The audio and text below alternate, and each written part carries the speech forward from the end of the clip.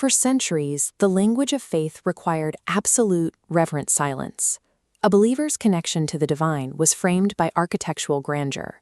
Modern religious institutions eventually swapped that ancient silence for heavy production. The cathedral became a stadium-style auditorium, projecting an image of highly filtered perfection. But sitting in those pews, believers experienced a completely different reality. Church life is filled with awkward quirks and unpolished moments, yet congregations had no acceptable outlet to openly talk about them. Then the glow of a smartphone started appearing in the back pews. Within a few years, internet humor had stripped away the institutional polish, turning ancient religion into a recurring punchline. Secular outsiders aren't coordinating this mockery. The followers themselves are driving a massive global inside joke. The movement started by documenting the agonizing awkwardness of a Sunday morning. Suddenly, millions of people were collectively laughing at the pure terror of the mandatory "greet your neighbor" segment. The internet quickly moved on to the staff, ruthlessly mapping the aesthetics of modern clergy. They nailed the youth pastor's forced slang and tracked the worship leader down to the specific brand of their iced latte. These hyper-specific micro-moments went viral because they operated on a simple relatability engine. If you understood the joke, it validated a strangely specific, universal experience you thought you were alone in noticing. By laughing at these surface-level observations, the modern church learned how to stop taking itself so seriously and abandon the exhausting pursuit of projected perfection. Once the cultural jokes ran out, a fiercely intellectual subculture took over. Theology nerds started using deep-fried formats to debate concepts like predestination and free will. These jokes require serious homework to decode, frequently referencing obscure church history and ancient councils. It acts as gamified apologetics. To even understand the punchline, users are forced to research and comprehend incredibly complex doctrines. This playful combat spans the entire Christian spectrum. Protestants, Catholics, and Orthodox believers continuously roast each other's historical fragmentation and liturgical quirks. Yet this mutual roasting actually builds bridges between groups that rarely spoke to each other in the physical world. Humor creates an entry point that avoids the usual intellectual resistance. It takes the weight off of formal study and turns it into a game everyone is invited to play.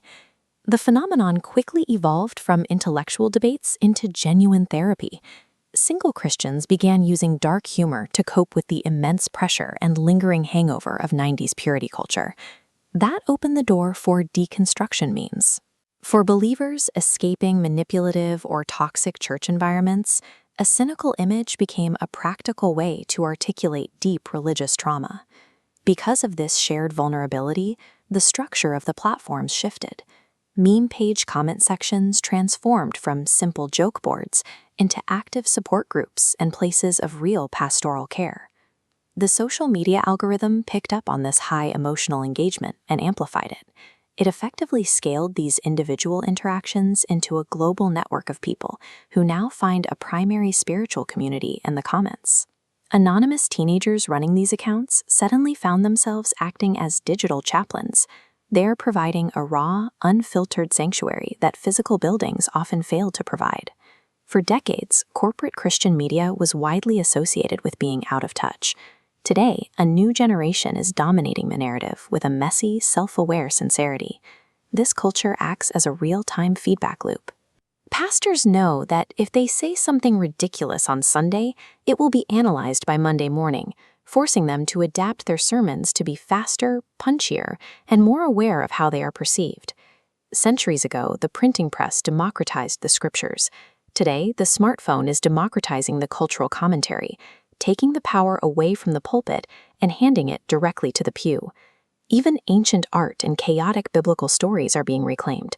Creators remix these classic visuals with modern text, making ancient scripture highly memorable to a scrolling audience. This digital shift suggests that when the church moves online, the audience values solidarity over a polished presentation. This shift creates obvious friction. Older generations often worry that treating faith like an internet joke breeds toxic echo chambers or skirts close to being disrespectful. But the creators argue the opposite. They point out that a God who created human beings also created humor. In their view, joy is a purely divine attribute.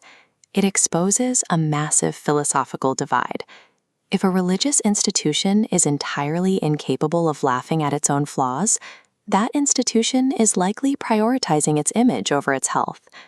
Behind the chaotic pixels, the deep-fried image macros, and the viral engagement metrics, there is a very real congregation. Millions of sincere human beings are simply trying to make sense of the divine. Laughter doesn't cheapen the gospel. It simply acknowledges that faith doesn't have to be humorless to be sincere. It's okay to laugh in the sanctuary.